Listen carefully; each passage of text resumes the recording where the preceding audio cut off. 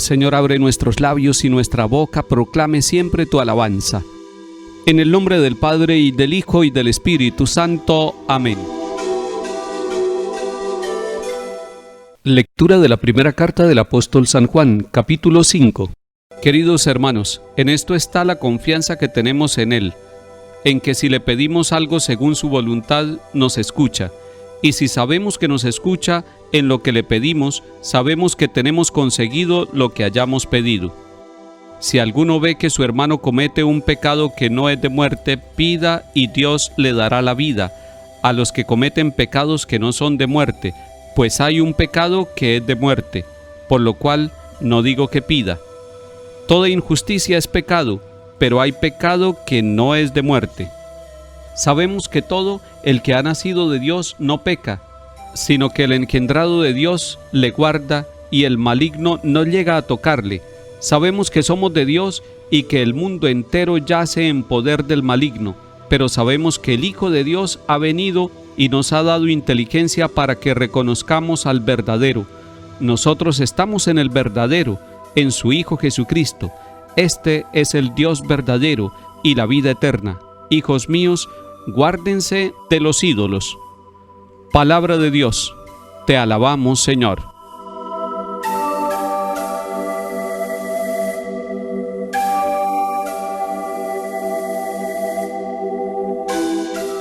Dos puntos para reflexionar sobre esta palabra de Dios en el capítulo 5 de la primera carta de Juan. Primero, que pidamos con confianza, que seamos capaces de pedirle a Dios con confianza.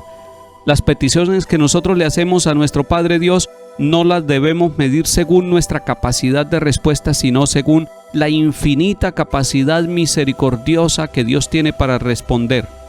Pidámosle con toda confianza. Pídale usted lo que necesita su vida y su familia y hágalo poniendo toda la confianza en el Señor, no confiando en sus capacidades, sino en lo que Dios tiene para darle a usted por amor y para darle a su familia. Y la manera como cierra la palabra de Dios en el día de hoy: hijos míos, guárdense de los ídolos. Los ídolos son todo aquello que nos separa del amor de Dios.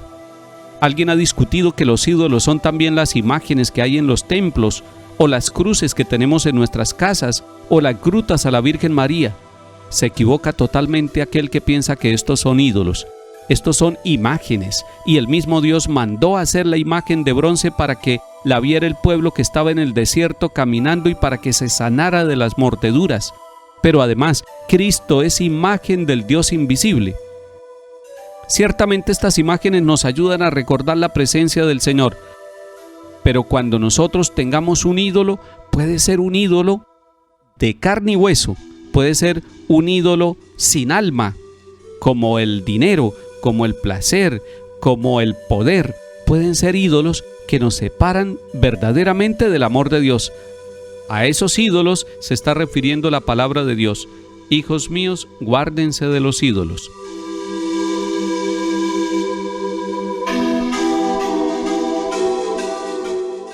Salmo 149. Canten al Señor un cántico nuevo, resuene su alabanza en la asamblea de los fieles, que se alegre Israel por su Creador, los hijos de Sión por su Rey. Alaben su nombre con danzas, cántenle con tambores y cítaras, porque el Señor ama a su pueblo y adorna con la victoria a los humildes. Que los fieles festejen su gloria y canten jubilosos en filas, con vítores a Dios en la boca, es un honor para todos sus fieles.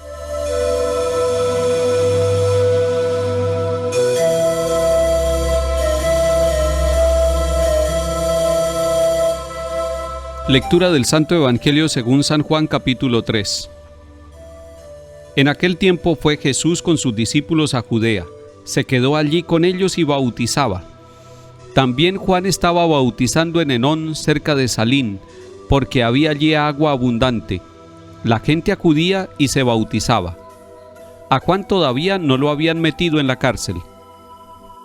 Se originó entonces una discusión entre un judío y los discípulos de Juan acerca de la purificación. Ellos fueron a Juan y le dijeron: Oye, Rabí, el que estaba contigo en la otra orilla del Jordán, de quien tú has dado testimonio, ese está bautizando, y todo el mundo acude a él. Contestó Juan: Nadie puede tomarse algo para sí si no se lo dan desde el cielo. Ustedes mismos son testigos de que yo dije: yo no soy el Mesías, sino que me han enviado delante de él. El que lleva a la esposa es el esposo. En cambio, el amigo del esposo, que asiste y lo oye, se alegra con la voz del esposo. Pues esta alegría mía está colmada. Él tiene que crecer y yo tengo que menguar. Palabra del Señor. Gloria a ti, Señor Jesús.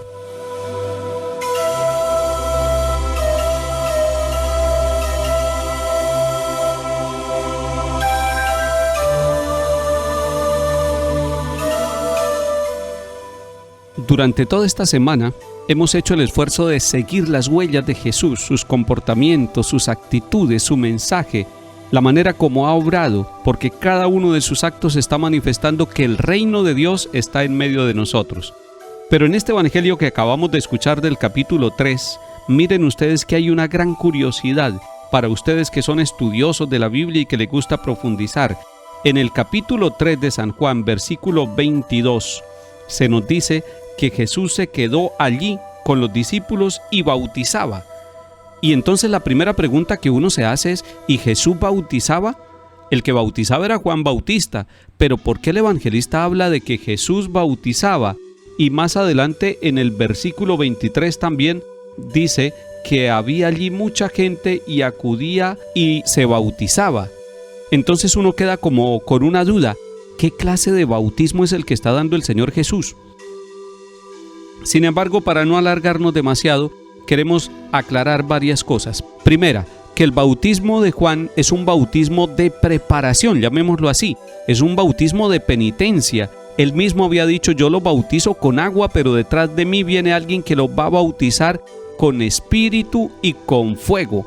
Es decir, no es el sacramento nuestro del bautismo en la iglesia que ha ido evolucionando, porque solamente después de la resurrección del Señor, y así lo dice Mateo 28, el Señor Jesús envía a los discípulos a predicar y a bautizar en el nombre de la Trinidad Santa, del Padre, del Hijo y del Espíritu Santo. Pero si usted quiere más claridad sobre Jesús bautizando, lea usted en el mismo Evangelio de San Juan, capítulo 4, versículo 2, donde el evangelista Juan dice: aunque no era Jesús mismo el que bautizaba, sino sus discípulos. Por lo tanto, se nos aclara plenamente: Jesús no bautiza. Los discípulos bautizaban en ese momento con el bautismo de Juan. Vayamos al tema central. Es Juan que oye de sus discípulos que todo el mundo acude a Jesús, que está muy cerca de él geográficamente. Allí donde Juan estaba predicando, muy cerca estaba Jesús empezando su predicación del reino, y toda la multitud acudía a él. Durante toda esta semana, desde el lunes, si usted mira los evangelios y escucha cómo hemos anunciado el evangelio, nos dice que la multitud buscaba a Jesús. La humanidad busca a Jesús. Usted está buscando a Jesús. Su familia está buscando a Jesús. Todos estamos buscando a Jesús, y lo buscamos con un corazón agradecido por todo lo que Dios Padre nos ha manifestado en él. Y buscarlo a Jesús es ir caminando, es ir llegando a la plenitud de la alegría que Él nos puede ofrecer por el anuncio del reino de los cielos en medio de nosotros. Pero San Juan dice una frase que nos hace a nosotros pensar no solamente en la humildad de Juan, sino en la grandeza de Juan. Él tiene que crecer y yo tengo que menguar. Si buscamos a Jesús, busquémoslo con este criterio de Juan Bautista: Jesús tiene que crecer en mí, tiene que crecer en nuestra forma de pensar, en nuestra personalidad, en nuestra psicología. Él tiene que crecer y nosotros tenemos que disminuir. Si nosotros vamos disminuyendo en nuestros criterios, en nuestros gustos, incluso en nuestros caprichos, y dejamos crecer a Jesús, dejamos crecer su amor, dejamos crecer su presencia, dejamos crecer su manera de pensar y de actuar en cada uno de nosotros, ese criterio de Juan Bautista nos va a permitir que aumentemos nuestra cercanía con el Señor y podamos manifestarlo a Él, que ese puede ser un peligro de nosotros los predicadores, predicarnos nosotros. No centremos la atención en el predicador, no centremos la atención en el que prepara el camino como Juan Bautista, centremos la atención en el mensaje central que es Cristo Jesús anunciado y vivido y celebrado en la iglesia. porque no solamente se anuncia con la predicación la presencia de Jesús, sino que la iglesia lo celebra en todos los sacramentos, pero además de anunciarlo y celebrarlo en los sacramentos, lo testifica con la vida, con la caridad, con el amor a los más pobres, con el amor a los enfermos, con el amor a los ancianos. Por eso la iglesia ha sido fundadora de ancianatos, de hospitales, de universidades, de escuelas y de progreso integral, porque a Jesús se le anuncia con la palabra, se le celebra en los sacramentos y además se le testifica con las buenas obras, con la caridad. Así Jesús va creciendo en nosotros y nosotros vamos disminuyendo. Que el Señor nos bendiga y acompañe. En el nombre del Padre, y del Hijo, y del Espíritu Santo. Amén.